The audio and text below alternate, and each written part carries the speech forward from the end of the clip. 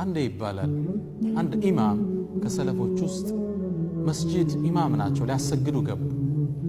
ማሰገድ ጀመሩ አላሁ አክበር ብለው እርሳቸውን አጋጣሚ ወደዛ ሰፈር ሊጎበኙ ይሄዱ ዛካዊ ሰፈር ሶስት ወጣቶች አሉ ተጅዊድ አቀራራቸው ፐርፌክት ነው መስጂድ ገቡና ተከትለው ሰገዱ ያን ሰፈር አያውቁት ሲሰግዱ ኢማሙ ሲያሰግዱ ትልቅ ሸኽ ናቸው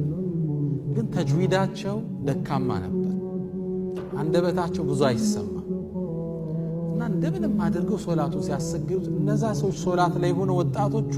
ተሳቀቁ እንዴት አይነት አቀራረብ ይቀርቡት ምን አይነት ሶላት ነው እየተቻቸው ሶላትን ጨረሱ ሶላት ውስጥ ነው ድምጽ እያሰሙ አስተካክል ይሏቸው ነበር ይያሉ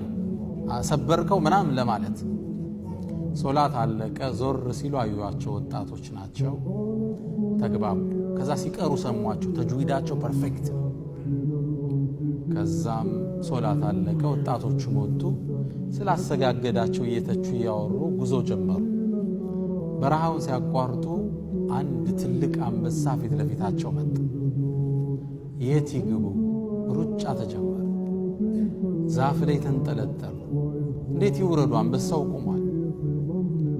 ዛሬ አለቀልን ብለው ተስፋ እንደቆረጡ ከትንሽ ደቂቃ በኋላ ይሸኽ መጡ አጋጣሚ መዛልፈው ነው የሚሄዱት ወደ ቤታቸው